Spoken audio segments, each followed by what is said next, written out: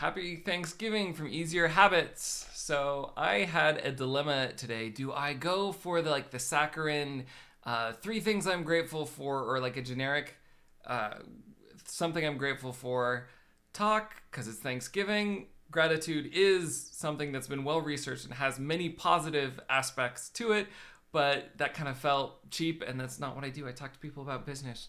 On the other hand, do I talk to people about business on Thanksgiving? And so, what you're getting today is three ways that gratitude can grow your business, but all of this applies to other opportunities outside your business as well. And this is a sequence of things. So there's initial payoff that you can get pretty immediately from gratitude. And then as you practice that, I think there's like three layers where you have like different phases where gratitude is transforming you. So phase one of transformation with gratitude is if you just take some time, any time aside to think about what you're grateful for in your business, you will start identifying what's going right so that you can scale that and lean into it, right? So if you are a young entrepreneur or solopreneur starting a new company with your first few clients, being grateful for those will help you identify what's going right in those relationships so that you can lean into that, make those relationships better, add value, and that will give you insight into market research that you can do. Now, if you're a bigger company, right, and or a very successful solopreneur, right, you might be at full capacity. You might be feeling like you're trading your time for your money, right? What you can do with gratitude there is be grateful for the customers or clients that are your best customers, and that could be profitability, but it can be also other things, the level of impact you have with them, how much you enjoy working with them or helping them, etc. So you can take those and then you can scale that across your business, and that will change your quality of life. That will change how much you enjoy working, obviously, but also help you identify and nurture the most profitable customers and clients, scale them up, lean into that so you spend less time breaking your back over people who really aren't a good fit. And so that ability to pick out what is working right now in your business and scale that up is a huge advantage. And it's really easy as an entrepreneur and just generally as a human being to focus on what's going wrong, what you don't have. But like if your mind is focused on, well, I don't have enough clients, how do I get clients? Well, that's generic. That's not helpful, right? That will dissipate your focus. But if you're thinking about, oh, these are the clients I'm grateful for, how can I get more clients like these? All of a sudden, that is much more specific, and you have some particular ideas that you can take to your market research, to your outreach, to your sales, etc. So that is phase one of gratitude transforming your business. Now, as you practice that, a crazy thing can happen, and it can happen the same day, but it'll happen a lot more consistently as you regularly engage in gratitude. And this phase two is that you attract more opportunities with your attitude, or I think more rightly, you notice more opportunities with your gratitude. So our brains have this system called by psychologists the reticular activating system. And it's that thing where like if you see a VW bug, right, or you've been talking about VW bugs, all of a sudden you see them everywhere. That's because your brain is primed to notice things that are important to you. So if you spent some time thinking about a VW bug, all of a sudden it will start noticing them. And it's the same thing with gratitude. When you start noticing what's going right and you're priming your brain to look for the good, that reticular activating system will now start pointing out other good things so that you will see more opportunities and act on them. For example, I interact with a number of people in potential collaborations or interviews on podcasts or referrals, etc. And you can see the difference between people who have this going for them, right? Somebody who is looking for opportunities, they're saying like, well, I might be able to do X, Y, Z. Maybe we could do an interview together, or maybe we can refer these clients. Here are my ideal clients. Here's when, you might be able to refer a client to me, etc. They can think of ways to work with me. And then on the extreme opposite end, I have I've run into some people here and there who like they must have something going really wrong in their life, but they're living in a negative space. They will like cuss you out. I remember moving to this Austin area. I'm in a suburb of Austin called Cedar Park.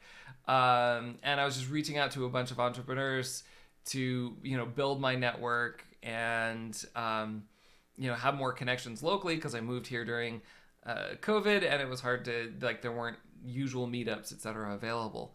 And one particular person started like cussing me out and saying like, you don't even live in Austin, you live in Cedar Park, that's a lie. And like, you could tell they were looking for all the reasons to be defensive and angry with me, right? And that is what they're focused on. And so that's what their reticular activating system sees in every new opportunity, right? Versus like, oh, you're new, you're a coach. Well, how about I have you on, my show for a free session, or like, how about we talk about business over, a cup of coffee, or in my case, hot chocolate.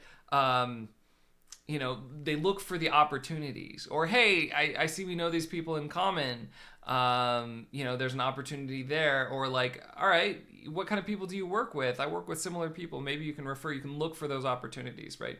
But your brain has to be in a place where you're looking for good things. If you're looking for like the next time a person will rob you or hurt you, you're one, maybe dealing with trauma, but two, you're just going to find a lot of that, and you're going to shut off a lot of opportunities that are like neutral to good, versus spotting opportunities or even creating opportunities because your brain is looking for good things. So that is phase 2 of transforming your business.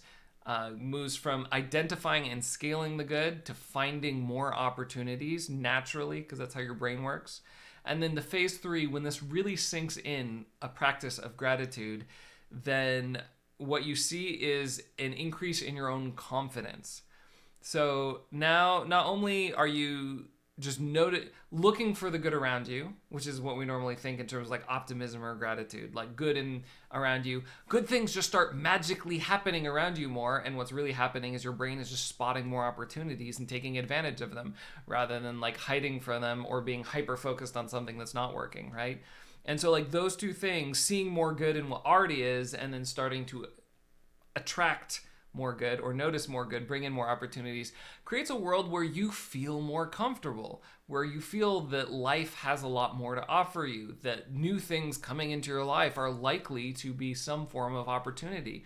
That creates a confidence and a happiness that does attract other people and a certain quality of people, etc. So as you internalize this idea in your business that like, all right, there are good things happening, I'm finding good opportunities, your interactions with your current customers are going to be more positive because you're more positive and comfortable. You're going to be able to focus on your customers rather than worrying about your own problems so much, because you can trust that you will be able to find opportunities, right? Your conversations around new clients and customers will be so much more confident when you're selling your services. You can do it in a positive way without feeling needy, because you know you will have more opportunities, right? You're experiencing that. You've not only changed your mindset, but also found more opportunities, etc. So you don't need to be needy in a sale. You can focus on meeting their needs, which will lead to more sales.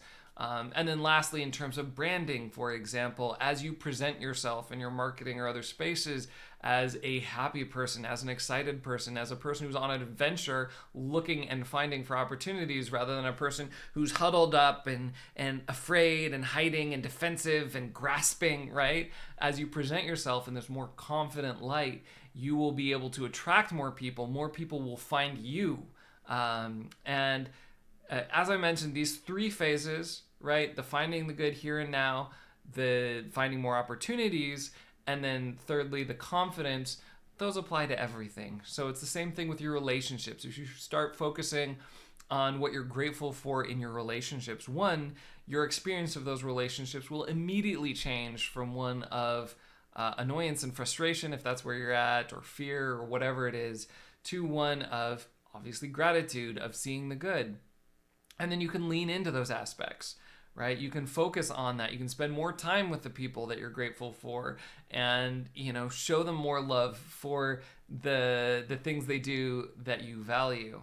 And then second, of course, as you're doing this more, you have a couple things going on, which is one, you'll be able to recognize in new people those qualities that will benefit you or that will like feel the best for you or create the best relationships for you rather than those qualities that you fear, right? You'll be able to pull in more of those.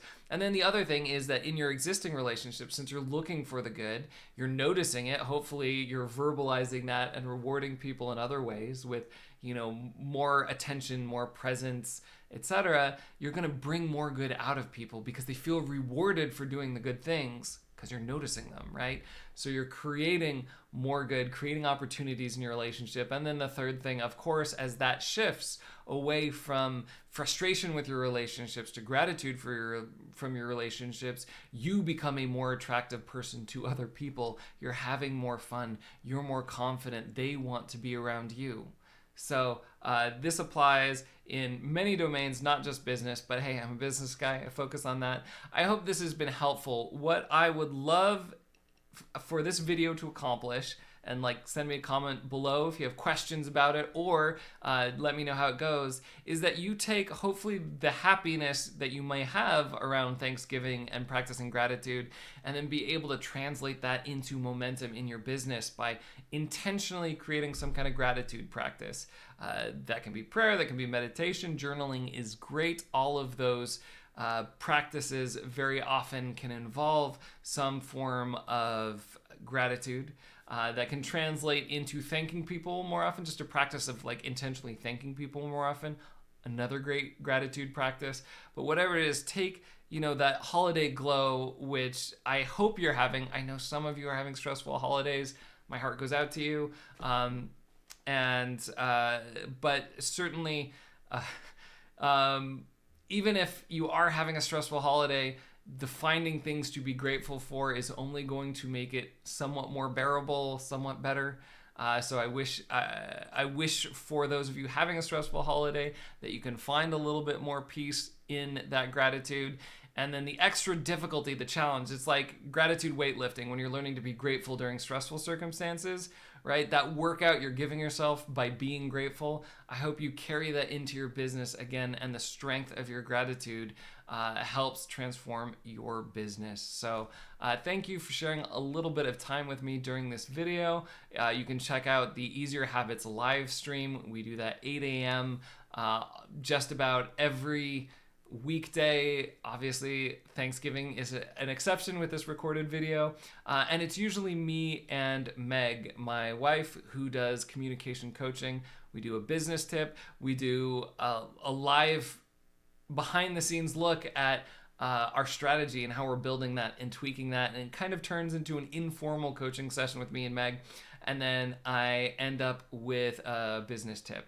And the whole idea of this is we start your morning off, hopefully giving you as much momentum to act and transform your business as you can get in the morning. So love to see you on our live stream. Would love to see your chats and respond to them, answer your questions, etc. Obviously, we're not live right now, but feel free to leave a comment and I will get back to you. And until tomorrow, make big changes, one small habit at a time.